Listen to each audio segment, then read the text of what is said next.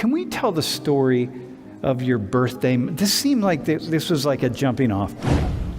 I left the birthday party. I had a good time. I had my friends, and we were going to head it out to the park.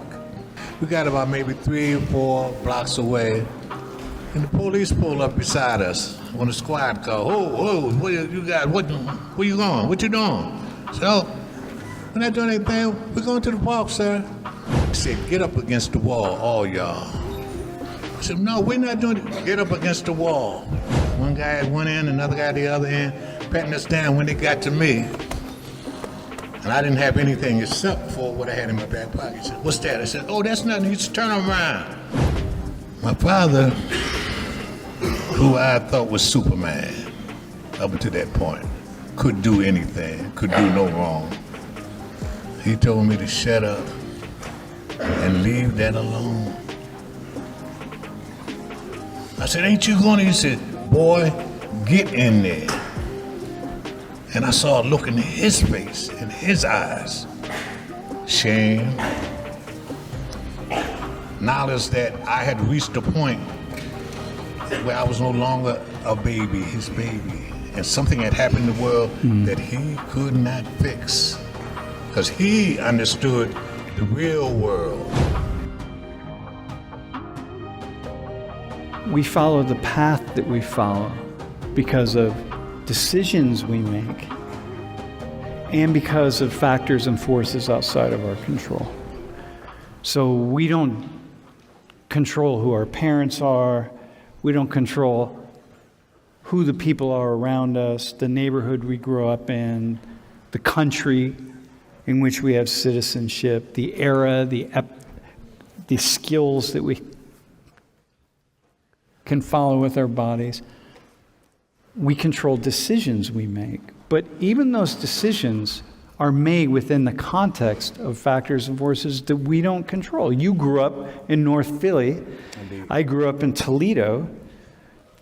We had very different contexts within which we were making those personal decisions. And so one of the things in this class that I am always trying to balance is the ways in which our decision-making and factors and forces outside of our control come together always and lead us to where we are at any one moment. And that we're never 100% responsible for anything because we can't control everything. And yet, of course, we are because we have no other choice but to see ourselves as 100% responsible. So for you, I just want to walk into this a little bit, how you got to this place of making some of the bad decisions, because it didn't start with this crime that you committed. I mean, you started committing crimes at a much younger age, right? So bad decisions, limiting circumstances. Can we tell the story of your birthday? This seemed like this was like a jumping off point, right? Your birthday money. Can you tell that story? Because this is a really powerful story. So how old were you? It was 13. So 13. Imagine a 13-year-old boy. Just a nice kid, right? Were you like a bad boy before that? Oh, I mean, not really. Not really, okay. I was still innocent Got to a large degree. I was still innocent. And in my neighborhood, in quite a few neighborhoods, when a young boy, turns 13 years of age, it's almost like a rite of passage that he has to go through. And I had a birthday party, the first one I had in my life, and the last one for the next 52 years. Hang on. The first cake you had, and the last birthday party you ever had, until until we threw a party together.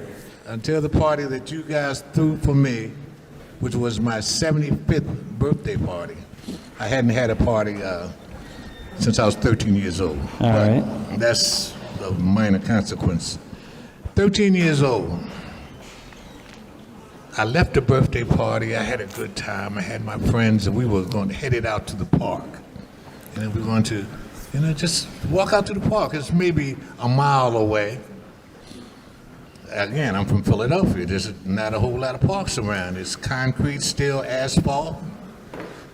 and you have to walk a little distance to see some green and grass and what have you. So we were going out to the park. On the way, and I had received a little birthday money, especially as a gift from my father.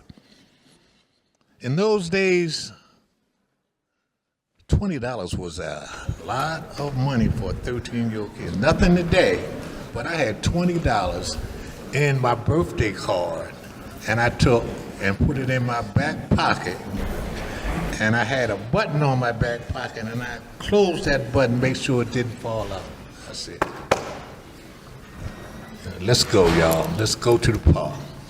We got about maybe 3 or 4 blocks away, and the police pull up beside us on a squad car. Oh, what you got? Where you going? What you doing?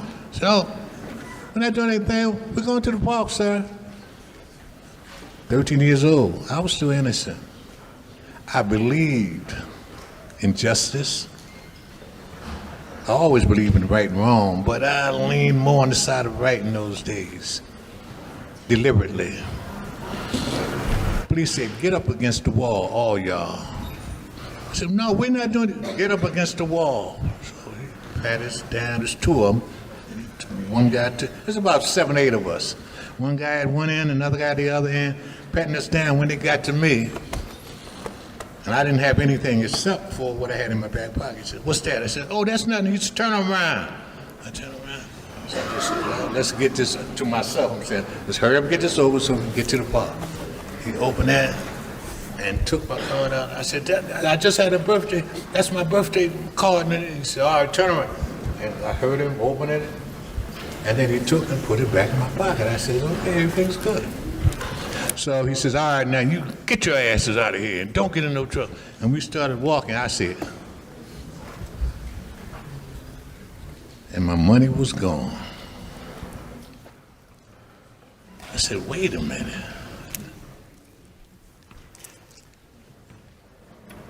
The police.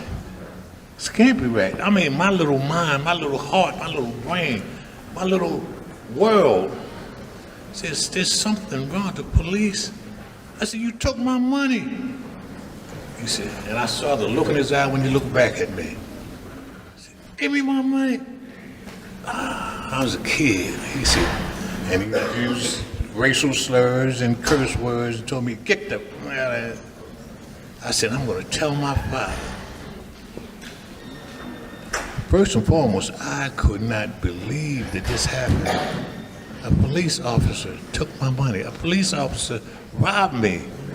They're not supposed to do that. They're the good guys. They help us. That's when I realized that the world was slightly different than I had been led to believe. So you went home and told your dad. I went home and told my father. And what'd he say?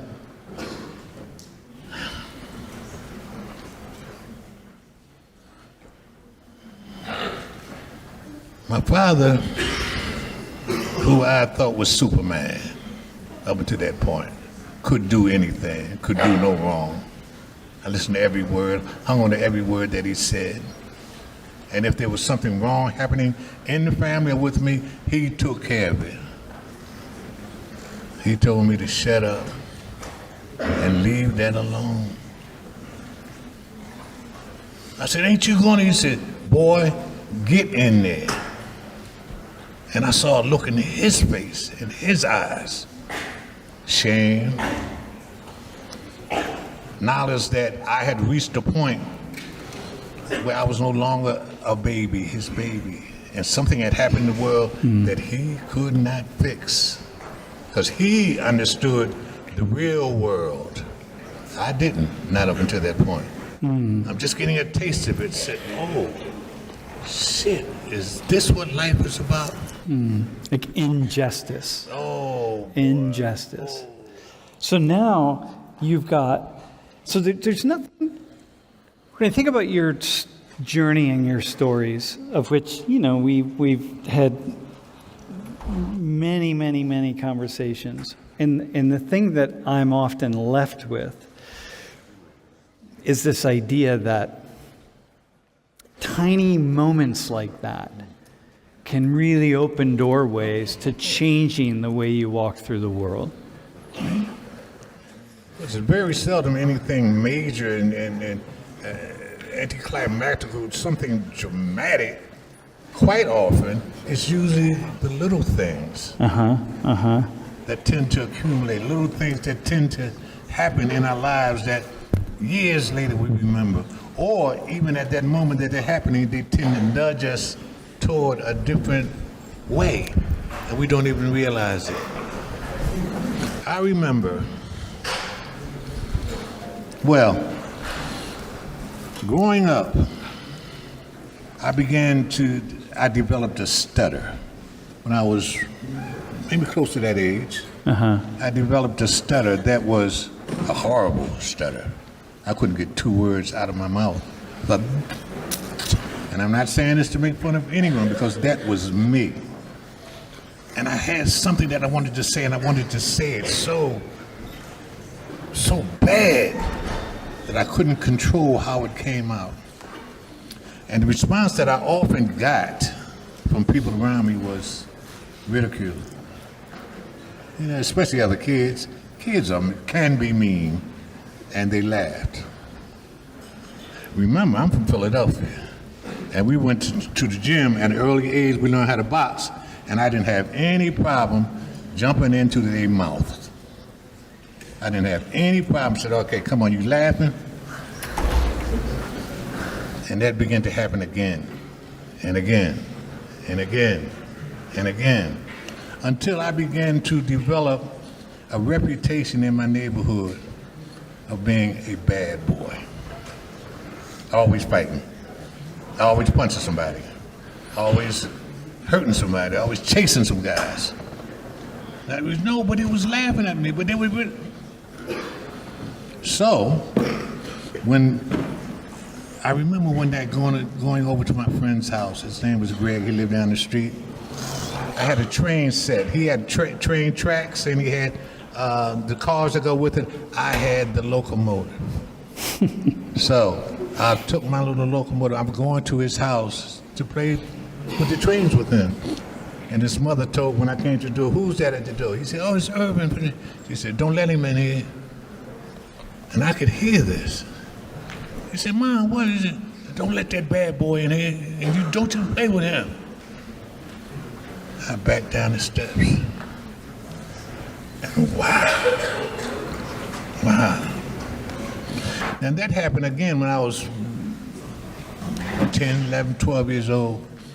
And I'll be 77 years old soon, and I remember that like it was yesterday, the impact of that in my life. And my response to that, being a kid, being unable to analyze the situation, I said, "Okay, you think I'm bad? You ain't seen nothing." I said, y'all ain't seen nothing. And I became the bad boy in my neighborhood. Even when I knew I didn't want to, even when I knew I didn't have to. Man, there was a role that I felt I had to play now. Yeah. And I was gonna play this role to the hilt.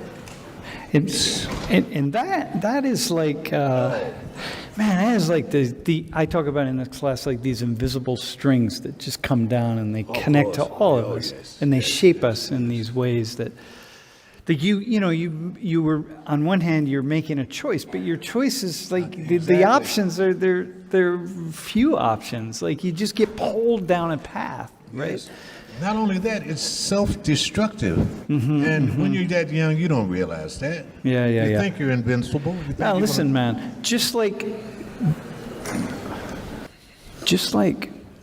students in this class, just like students at Penn State, so many students, just like cheating. You want to cheat. You want to figure out how can I get my attendance points without coming to class? Can I get my attendance points and then sneak out of class because I think I have something else that's important to do? Like, how can I do this? How can I cheat on the quiz? We've got a quiz coming up. Like, how can I make that happen?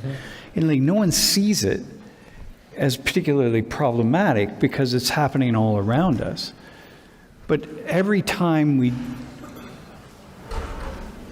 hey, wait, can you,